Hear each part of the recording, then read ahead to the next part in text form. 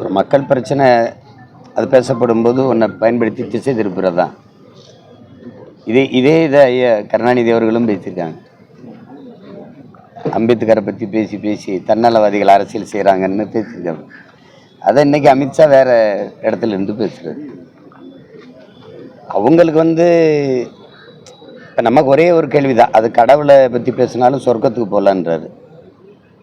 ஒரே கேள்விதான், உயிரோடு இருக்கவனுக்கு சோறு போடாத கடவுள் செத்த பிறகு சொர்க்கம் தரும்னு நான் எப்படி நம்புறது? எங்கள் தாத்தா ஜீவானந்தம் சொல்கிறார், அழகும் நிறைவும் கொண்ட ஒரு வாழ்க்கை இருக்குது, அந்த வாழ்க்கையை இந்த பூமியில் என் மக்களுக்கு கொடுக்க நான் பாடுபடுறேன்.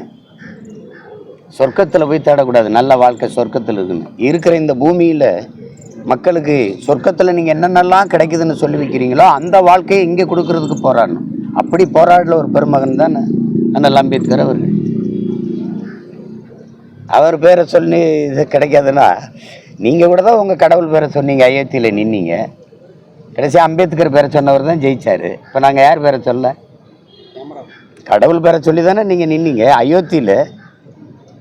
அவர் அம்பேத்கர் பேரை சொன்னவர் வென்றுட்டார். இப்போ யார் வலிமையானவர்? இப்போ நாங்கள் யார் பேரை சொல்ல? இது பிரச்சனை மக்களினுடைய பிரச்சனை. அதை பேசாமல் இன்னைக்கு தத்தளிச்சுக்கிட்டு இருக்கு தமிழ்நாடு. பாதிப்புக்கு ஆளாயிருக்குன்னு கூட நீங்கள் காட்ட விடுறதில்ல, காட்டவும் நீங்கள் செய்கிறதில்ல. தென் மாவட்டங்கள் முழுக்க போச்சு, தூத்துக்குடி, திருநெல்வேலி எல்லாம். வட மாவட்டங்களில் எந்த பகுதியும் இல்லை. திண்டிவனமோ நாமக்கல்லோ இது திருவண்ணாமலையோ கடலூரோ எங்கே இருக்குது? எல்லாமே அதை காட்டினா கூட மற்ற தொண்டு நிறுவனங்கள் போய் தன்னார்வலர் போய் செய்வாங்க. எல்லாரையும் பாட்டன் முப்பாட்டன் சொல்கிறேன். நீங்கள் நேற்று கோவையில் போய் பாஷா அப்பான்னு சொல்லி பேசியிருக்கீங்க, அது சர்ச்சையாக இருக்குது. அப்பான்னு தான் நான் கூப்பிடுவேன். இப்போ அப்பான்னு தானே கூப்பிடணும். பாஷாவுக்கு ஒரு அப்பா இருப்பார்ல, அவரை தாத்தான்னு கூப்பிடுவேன். இவரை நான் அப்போ அறிமுகமான சிறையில் 50 நாள் அவரோட இருந்த காலத்துலேருந்து அப்பான்னு தான் கூப்பிடுவேன். ஏன்னா சித்திக்கு என்னோட தம்பி, நான் அப்பான்னு தான் கூப்பிடுவேன். அதனால அப்பான்னு தான். அதில் என்ன சர்ச்சை இருக்குது? அப்பாவை அப்பான்னு கூப்பிடுறது. 85 வயசு அப்பாவுக்கு அப்பான்னு தான் கூப்பிடுவேன். அந்த ஊர்வலத்துக்கு அனுமதி தந்திருக்க கூடாது சான்றோட சொல்லுங்க. அப்பா பாஷா அவர்களுடைய உடலை எடுத்துக்கிட்டு போகணும். எப்படி எடுத்துகிட்டு போகிறது? வண்டியில் வச்சுட்டு வண்டியை மட்டும் தனியாக அனுப்ப முடியாதுல்ல. உறவுகள் இருப்பாங்க, உடன் பிறந்தவங்க இருப்பாங்க, அவர் மேலே நம்பிக்கை வச்ச அன்பு வச்ச ஒரு கூட்டம் இருக்குது, மக்கள் கூட்டம். பின்தொடர்ந்து தானே செல்லும்.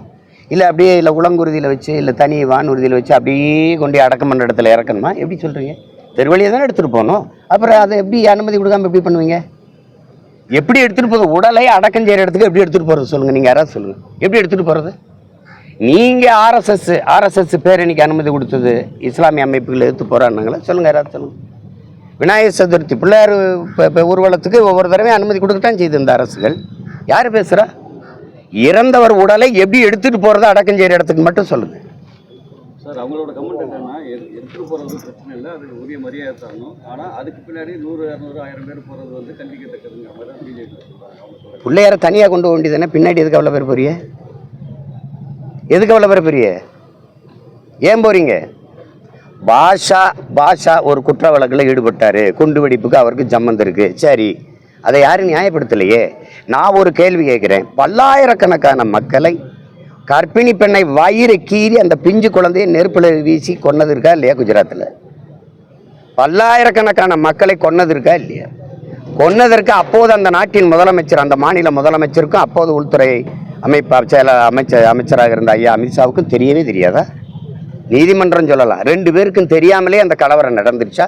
பல்லாயிரக்கணக்கான மக்கள் கொல்லப்பட்டது உண்மையா இல்லையா? அதை மட்டும் சொல்லுங்கள். நீங்கள் சொல்லுங்கள், உண்மையா இல்லையா? அப்போ இத்தனை ஆயிரம் மக்களை கொன்றவர் இந்த நாட்டின் மிகப்பெரிய பதவியில் இருக்கலாம், புனிதராயிரலாம், தலைவராயிரலாம், போற்றி புகழ்கிற கொண்டாடுகிற இடத்துக்கு போயிடலாம். அதையும் பேசுங்க, அதையும் குற்றம் பேசுங்க. இப்போ எங்கள் தலைவரை நீங்கள் எப்படி சொல்கிறீங்க? பயங்கரவாதி, தீவிரவாதி, கொலைகாரன், பிரிவினைவாதி தானே பேசுகிறீங்க? 2 லட்சம் ராணுவ வீரர்களை அனுப்பி 26,000 மக்களை கொண்டு குவிச்ச ஒரு நாட்டின் தலைவரை பற்றி நீங்கள் பேச மாட்டேங்கிறீங்க. அந்த செயலையும் பேசுங்க, அதையும் பேசுங்க. சிங்கள ராணுவம் செஞ்சதை விட இந்திய ராணுவம் எங்கள் அக்கா தங்கச்சியில வன்புணர்வு செஞ்சு கொலை செஞ்சதையும் பேசுங்க, அதையும் பேசுங்க. அப்புறம் ஒரு தரப்பில் மட்டும் நீங்கள் பேசிட்டே போகிறது எப்படி? மணிப்பூரில் 2 பெண்களை நிர்வாணப்படுத்தி நடக்க விட்டு போய் பல பேர் கூட்டு வன்புணர்வு செய்யும், உயிரோட சித்தி வச்சு கொளுத்துனது இருக்கா இல்லையா? வன்முறை எந்த வடிவத்தில் யார் வடிவத்தில் வந்தாலும் எதிர்க்கணும். ஒரு தரப்பினரை மட்டும் எதிர்க்கிறது, இஸ்லாமியர்களை எதிர்த்து பேசுறதை தவிர வேற ஏதாவது அரசியல் கொள்கை ஆர்எஸ்எஸ் பிஜேபிக்கு இருக்குன்னு சொல்லு இருக்கா? இதை பேசணும். அவர் இறந்துட்டார், அவ்வளோ முடிஞ்சு போச்சு. அதெல்லாம் அடக்கம் பண்ணுறது அதுதான். அதுக்கும் அந்த ஒரு மரியாதை நிமித்தமாக ஒரு சவடக்கத்தில் போய் உடல் அடக்கத்தில் பங்கேற்கிறது மனித மாண்பு. அது குறிப்பாக தமிழ் பேரினத்தினுடைய மாண்பு. எங்களுடைய வேதமே சொல்லுது, இன்னார் செய்தாரே ஒருத்தர் அவர் நான் நன்னயம் செய்து விடலுங்குது. இந்த உலகம்பரா தானே சொல்லுது. பகைவனுக்கும் அருள்வாய் நன்னெஞ்சேங்குது, அண்டை அயலானுக்கும் அன்பு காட்டுங்கிறாரு நபிகள் நாயகம். பக்கத்து வீட்டுக்காரன் பசியோடு இருக்கும்போது சாப்பிடாதறான்றாரு. பக்கத்தில் இருப்பவன் துன்பத்தை பொறுக்க இயலாதவன் புண்ணியவான்கிறான். பாரதி புண்ணியவான்கிறான். இப்போ நீ என்ன, எந்த கோட்பாடும் கிடையாது. மக்களை பற்றி சிந்திக்கிறதோ மக்கள் நலன் சார்ந்த திட்டங்கள் சட்டங்களை கொண்டு வரதோ ஒன்றும் கிடையாது. இஸ்லாமின் எதுக்கணும், எங்கேயாவது கோயில் அதில் பள்ளிவாசலில் அதுக்கு போய் தேடுறது. இந்த மசூதி எப்போ கட்டப்பட்டது, இதுக்கு முன்னாடி அதுக்குள்ளே கோயில் இருந்ததுன்னு சொல்லு. இதுவா பிரச்சனை? கோயிலை விட்டு வெளியிலே வர்றதில்லை. என் குடிசைக்கு வா, எப்போ வர போகிறீங்க நீங்கள்? சாமியை விட்டு பூமியை பேச என்னைக்கு வர போகிறீங்க? சாதி மதங்கடை கடந்து மானுடத்தை என்னைக்கு நேசிக்க போறீங்க? என்னைக்கு வர போகிறீங்க? அதை பற்றி பேசுகிறதே இல்லையே. அதை பேசுங்க. இப்போ இவ்வளவு நேரம் பேசுறது இதான் பார்க்குறீங்கல்ல. இப்போ நீங்களும் பார்க்குறீங்க. ஆனால் இப்போ விஜய் இங்கே வரல, கல்யாணத்துக்கு கல்யாணத்துக்கு திருச்சி வர போகிறாரு. அதை நீங்கள் எப்படி பார்க்குறீங்க? அதை விட்டுருங்க. இப்போ நான் தம்பி போகாததில் எனக்கு வருத்தம் இல்லை. நான் கூட சொன்னேன், அவர் என்ன பாதிக்கப்பட்ட மக்களை பார்க்க போனால் அவரை பார்க்க ஒரு கூட்டம் கூடிச்சுன்னா அது கஷ்டமாயிடும். காவல்துறைக்கும் கட்டுப்படுத்த முடியாது. பாதிப்புக்கான மக்களை போய் பார்த்து ஆறுதல் சொன்னதான் அந்த நிகழ்வு அமையாது. அதனால் அதை நான் வருத்தப்படல. ஆனால் அது ஒரு சடங்குன்னு சொல்கிறாருல, அது தவறான வார்த்தை. அப்படி சொல்லக்கூடாது. நான்லாம் 1.5 மாதம் 2 மாதம் நின்று மக்களாக நாங்கள் வேலை செஞ்சுருக்கோம். அப்போ நீங்கள் தூத்துக்குடியில் ஏன் பார்த்தீங்க? நீங்கள் சாராயம் குடிச்சு செத்தவன் வீட்டுக்கு போய் ஏன் பார்த்தீங்க? அதெல்லாம் சடங்குன்னு சொல்கிறதா? இது ஒரு கடமை, ஒரு சமூக பொறுப்பு. அரசு அதிகாரத்தில் இருக்கிறவங்க அவங்க இப்போ ஒரு வயலில் நடக்கும்போது சாலையை போட்டு போகிறது, சிவப்பு கம்பளை விரித்து போகிறது, அதெல்லாம் விமர்சிக்கலாம். ஆனால் போய் பார்க்குறதே தவறுன்னு சொல்லக்கூடாது. பாதிக்கப்பட்ட மக்களை போய் பார்க்குறது ஒரு சடங்கு அப்படின்னு சொல்லக்கூடாது. அந்த வார்த்தை தப்பு. அது ஏன் பயன்படுத்தினாருன்னு எனக்கு தெரியல. ஒரே நாடு ஒரே தேர்தலுக்கு ஏடிஎம்கே ஆதரவு தெரிவிச்சிருக்கு. அது அவர்கிட்ட தான் கேட்கணும். ஒரே நாடு ஒரே தேர்தலுங்கிறத முதல்ல கொண்டு வந்தது காங்கிரஸ். அந்தப்போ ஆதரித்து பேசுனது ஐயா கருணாநிதி அவர்கள் 1975 நினைக்கிறேன். பேசுகிற குரல் வழி இருக்குது. நீங்கள்லாம் கூட நெஞ்சுக்கு நீதியில் எழுத்தில் இருக்குது. குரல் ஒளியிலே ஐயா பேசுனது இருக்குது. அவருடைய பிறந்த நாளில் பேசுனதுக்கு அம்மையார் இந்திரா காந்தி அவர்கள் பாராளுமன்றத்திற்கும் சட்டமன்றத்துக்கும் தேர்தல் வருவதால் செலவு மிச்சப்படுத்தப்படும் என்று நாங்கள் பொதுக்குழுவிலே கூடி தீர்மானம் அப்படிலாம் பேசியிருக்கிறது. வேணா யார் என்னுக்கு அனுப்பணும், நான் அனுப்புகிறேன். எல்லாத்தையும் வரவேற்றுட்டு இன்றைக்கி நாடு மக்களும் எதிர்க்கிறாங்கன்னொன்னே அதனால ஜனநாயகத்தன்மை பன்முகத்தன்மை சிதைஞ்சு போயிருங்கிறீங்க. ஒரே நாடு ஒரே தேர்தலுங்கிறது ஏற்கிறது மாதிரி ஒரு துரோகம் ஏதாவது இருக்காது? உங்கள் எல்லாரையும் கேட்குற உங்கள் மனச்சான்று, இந்தியா ஒரே நாடா? பல நாடுகளின் ஒன்றியம், 28 நாடு 8 ஒன்றிய பிரதேசங்கள், யூனியன் டெரிட்டரி, யூனியன் பிரதேசம். இது எப்படி நீங்கள் ஒரே நாடுங்கிறீங்க? என்னுடைய மொழி, என்னுடைய கலை கலாச்சாரம், என்னுடைய பண்பாடு, என்னுடைய வழிபாடு எல்லாமே வேற. என்னுடைய உணவு பழக்க வழக்கம், உடை எல்லாமே வேற. இங்கே பாருங்கள், ஒரே முக்குளத்தோர்னு ஒரே சமூகம் தானே, ஒரே சமூகமாக தானே நீங்கள் பார்க்குறீங்க. தேவர் தானே. அகமுடையர் மறவருக்கு பொண்ணு கொடுப்பாரா? அகமுடையர் அக்கா மகளை கட்ட மாட்டாங்க. அக்கா மகளை கட்டுவாங்க, மறவர் கட்ட மாட்டாங்க. கல்லர் கட்டுவார். இது ரெண்டுக்கு மாறுபடுதா இல்லையா? சொல்லுங்கள். நீங்கள் மறவரில் எங்களுக்கு தாய் வழிய கிளை, அதனால சொந்த ரத்தம் ஆயிடுது. அக்கா மகளை கல்யாணம் பண்ண மாட்டான். அகமுடையரில் அக்கா மகளை திருமணம் பண்ணுவாங்க, கல்லரில் அக்கா மகளை திருமணம் பண்ணுவாங்க. ஒரே சமூகத்தில் இவ்வளோ மாறுபாடு இருக்குது. நீ அதை விட்டுட்டு ஒரே நாடு ஒரே இதெல்லாம் என்னது? ஒரே ரேஷன் கார்டை நீங்கள் ஏற்றிருக்கணும், ஒரே வரியை ஏற்றிருக்கணும், ஒரே கல்விக் கொள்கையை ஏற்றிருக்கணும். அப்போவே ஏற்றிருக்கணும்ல. சார், நீங்கள் விஜய் பற்றி சொன்னீங்க, அவர் சினிமா சாதாரண கூட்டம் கூடன்னு சொல்றீங்க. இப்போ எலெக்ஷன் நிற்க போறாரு, அப்போ இப்படி தான் இருப்பாரா? நீங்கள் என்ன அவர் சினிமா நடிகராகவே பார்க்குறீங்களா? அதை விடுங்க. ஏன் நீங்கள் எடுத்து அவரை விடுங்க. தம்பி போய் அதே பேசிட்டு வேண்டியதில்லை. சார், இப்போ சனாதானத்தை பற்றி பேசின உதயநிதி வீட்டிலேயே பிராமண பூஜை பண்ணியிருக்காங்க, பிராமண தோஷம்னு சொல்லி பண்ணியிருக்காங்க. ஸ்ரீரங்கம் ரங்கராஜன் திருச்சியில் கைது பண்ணியிருக்காங்க. அது ஒரு கொடுஞ்செயல். நீங்கள் செஞ்சிட்டீங்க, பாத பூஜை செஞ்சிட்டு போங்க. அதை நான் இந்த மாதிரி நேர்காணலில் சொன்னதுக்கப்புறம் தான் அவரை உடனடியாக வழக்கு போட்டு உள்ள தள்ளிட்டீங்க. நீங்கள் தவறு செய்வீங்க, அதை வெளிப்படுத்தினா அவரை தூக்கி உள்ளே வைப்பீங்கன்னா இது எந்த மாதிரியான ஜனநாயக அமைப்புன்னு நீங்கள் பாருங்கள். சனாதனத்தை எதிர்க்கிறதுங்கிறது வெற்று வார்த்தையை அவங்க பயன்படுத்துகிறாங்க. ஒரு பிறப்பின் அடிப்படையில் ஒருத்தருக்கு பிறப்பாலேயே ஒருத்தருக்கு உயர் பதவி கிடைச்சிருங்கிற கோட்பாடு தான் சனாதனம். இவ்வளவு ஒரு நாட்டுக்குள்ளே இல்லாத துணை முதல்வர் உங்கள் வீட்டுக்குள்ளே இருக்கிறாருங்கிறத திறந்துச்சு. இப்போ ஒவ்வொரு சமூகத்துக்கும் எடுத்துக்கிறங்க, நீங்கள் எடுத்துக்கிறங்க. இப்போ நான் ஒரு எளிதாக புரிகிற மாதிரி ஒன்று சொல்கிறேன். இப்போ நான் நாடார், நான் ஒரு கோனாருன்னு வச்சுக்கிறேங்க. நான் கோனாருக்கு நாட்டில் 2 அமைச்சர் தான். ஆனால் உங்கள் வீட்டிலே 2 அமைச்சர், அது முதன்மையான அமைச்சர்கள், முதலமைச்சர், துணை முதலமைச்சர் 2ஐயும் நீங்கள் வச்சுக்கிறீங்க. இது எந்த மாதிரியான சமூக நீதி? இந்த கேள்வி யாருமே கேட்கக்கூடாதுங்கிறது தான் சனாதனம். இது உங்களுக்கு நீங்கள் தவறு பண்ணுவீங்க, அதையும் நாங்கள் கேட்கக்கூடாது. அவர் என்ன சொன்னார்னு இந்த மாதிரி செஞ்சுருக்காங்கங்கிறத ஒருத்தருக்கு அழைச்சி அந்த போய் செஞ்சவர்கிட்ட நிரூபிச்சிட்டாரு, அவ்வளோதானே. அவர் எதுக்கு உள்ளதில் நீங்கள் பல்கலைக்கழக துணைவேந்தர்கள் தேடுதல் குழு தமிழ்நாடு அரசு அமைச்சது தப்பு, அதை திரும்ப பெறணும் நேற்று ஆளுநர் தமிழ்நாடு அரசு. அதெல்லாம் இல்லை. இது ஆளுநர் அவர் அந்த அதிகாரத்தை அவருக்கு வேணும் பெறுது, அதை நம்ம ஏற்க முடியாது. ஒரு கேள்வி தானே தம்பி, ஒரு கேள்வி தான். இது மக்களாட்சி, ஜனநாயக நாடுங்கிறோம், மக்களுக்கான அதிகாரங்கிறோம். மக்களால் தேர்வு செய்யப்பட்ட 8 கோடி மக்களால் தேர்வு செய்யப்பட்ட மக்களின் பிரதிநிதித்துவத்தை பெற்ற ஒரு அரசுக்கு இல்லாத அதிகாரம் ஒரு நியமன உறுப்பினருக்கு இருக்குங்கிறத நம்ம ஏற்க முடியாது. அது சரியான ஜனநாயகம் இல்லை, மக்களாட்சியும் இல்லை, மக்களாட்சிக்கு நேர் எதிரானது. அதனால் இப்போ தமிழ்நாடு அரசு நியமிக்குதுன்னா அதை நம்ம ஆதரிக்கணும், அதுதான் சரியானது. நீங்கள் ஒவ்வொன்றுக்கும் நாங்கள் சட்டசபையில் தீர்மானம் போட்டு ஒரு சட்டம் இயற்றி உங்களுக்கு முன்னகர்த்தும் போது நீங்கள் கையெழுத்து போட மாட்டீங்கன்னா இது என்ன வேலை? இது சொல்லுங்கள். நாங்கள் தானே மக்களால் தேர்வு செய்யப்பட்ட ஒரு அதிகாரம் தான் மக்களுக்கான நலத்திட்டத்தை, மக்களுக்கான சட்டத்தை வரைய முடியும். அப்போ அதை அங்கீகரிக்கிறது தான் உன் வேலை. நீ அதை போட முடியாது, அது செய்ய முடியாதுன்னா அதெல்லாம் சேட்டை. அதனால அதை ஆளுநர் சொல்கிறது நம்ம ஏற்க முடியாது. தமிழ்நாடு அரசு நியமித்ததை இப்போ இலங்கை அதிபர் டெல்லி வந்துட்டு போயிருக்காரு, அதை பற்றி என்ன நினைக்கிறீங்க? அதுதான் இப்போ அது நியாயமானது. எப்படின்னா அங்கே இவங்க அதானிக்கு அந்த காற்றாலை மின்சாரத்தை அங்கே நிறுவுறாங்க, நம்ம கடற்கரை ஓரத்துலையும் மலையடி வாரங்களையும், குறிப்பாக நம்ம நிலப்பகுதியில். அதுக்காக பேசுகிறதுக்கு தான் அவர் அழைச்சிருப்பாங்களே ஒன்றும் இல்லை. ஆனால் நம்ம வைக்கிற கோரிக்கை, அவங்க சொல்கிறத பாருங்கள், மீனவர் சிக்கலை மனிதாயமான அடிப்படையில் அணுகிறது, பேசி தீர்வு காண்றதுன்னா எந்த மான அடிப்படையில் நீங்கள் 850 பேர் எங்களை சுட்டிங்க? எனக்கு என்ன மனிதாயமானம் இருக்குது? எனக்கு உரிமை தான் அங்கே இருக்குது. கச்சத்தீவை எடுக்கிறத தவிர என் மீனவ மக்களுக்கு, என் சொந்தங்களுக்கு அங்கே பாதுகாப்பும் இல்லை, வாழ்வுரிமையும் இல்லை. கச்சத்தீவு எனக்கு என்றால் என்னுடைய கடல் பரப்பு தூரம், கச்சத்தீவு அவனுக்கு என்றால் அவனுடைய கடல் பரப்பு தூரம். இப்போ அதான் அங்கே இருக்கிறது. நான் எல்லை தாண்டி வர்றேங்கிறதான் ஒரு குற்றச்சாட்டு. உங்களுக்கு துணிவு கிடையாது. எல்லை தாண்டி கேரள மீனவன் போகிறானா இல்லைன்னா பதில் இல்லை, போகிறான். அவனை ஏன் வலை பறிக்கிறதில்ல, சுடுறதில்ல, படகு பறிக்கிறதில்ல, கைது பண்ணுறதில்ல? யாராவது ஒரு காரணம் சொல்லணும்ல. அப்போது எல்லை தாண்டி வருவான் மீனவங்கிறது சிக்கல் இல்லை, தமிழனுங்கிறதான் பிரச்சனை. அதை கேட்க முடியல. அப்போ நீங்கள் கச்சத்தீவு யாருடையது? இந்தியாவின் சொத்தா? யாராவது சொல்லுங்கள். இல்லை எங்கள் பாட்டன் சேதுபதி மன்னனுடைய சொத்தா? என் நிலம், என் பூர்வீக நிலம், என் பாட்டனுக்கு, அது பேரம்பேத்திகளுக்கு சொந்தம்.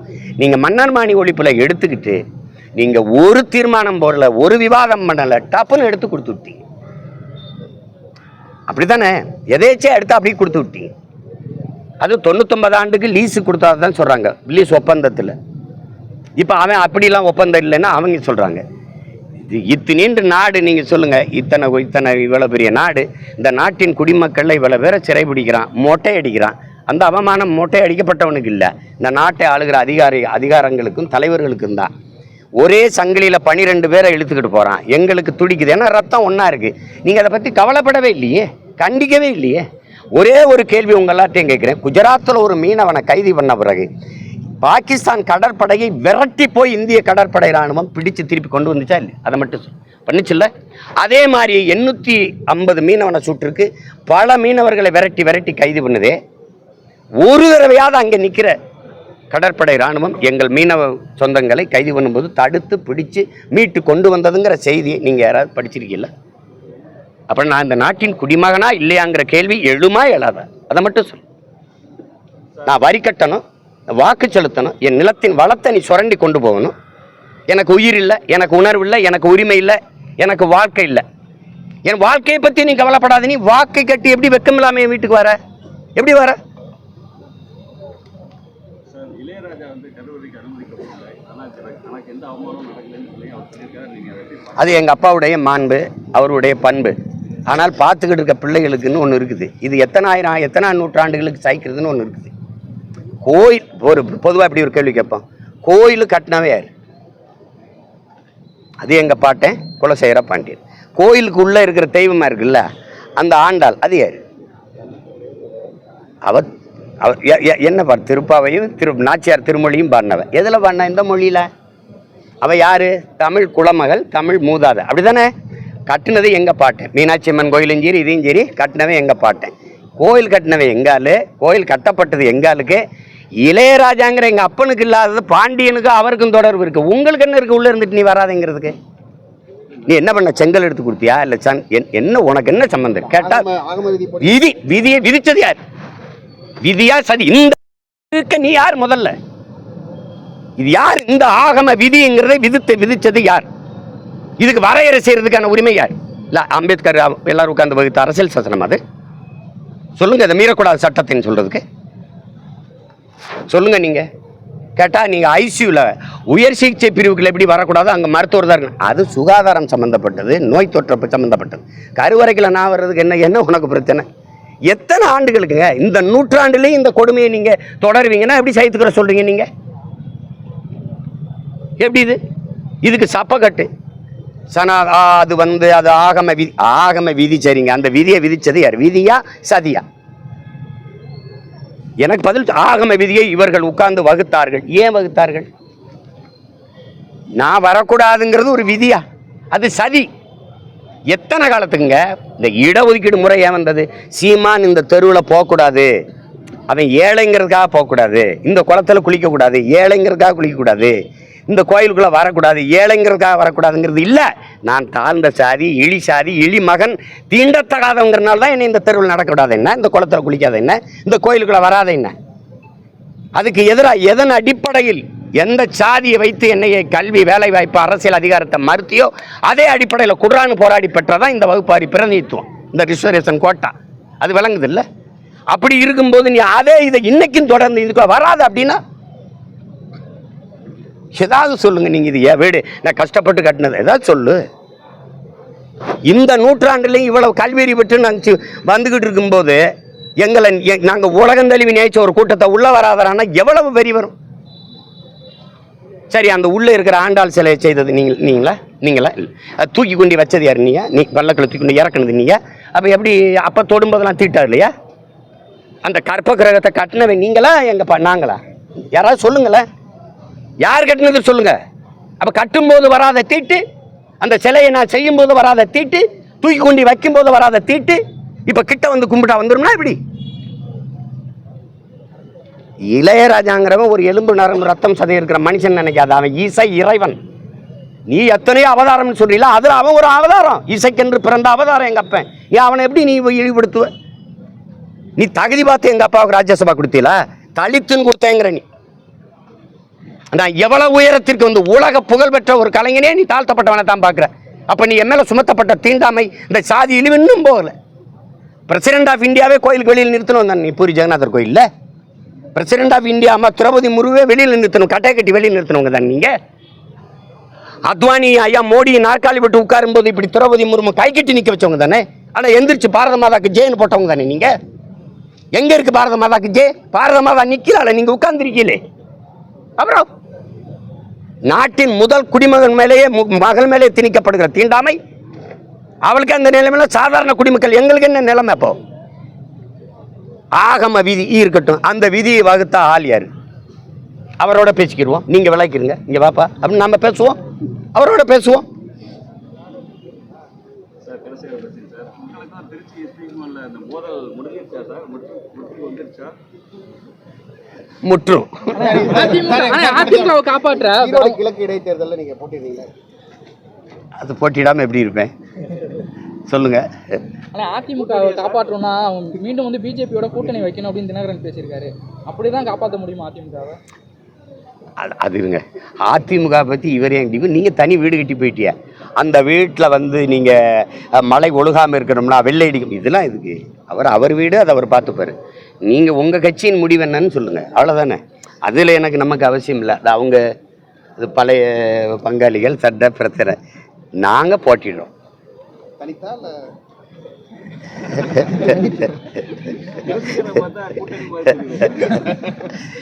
சரி, நான் யார் கூட வைக்கலாம்? யாராவது சொல்லுங்க.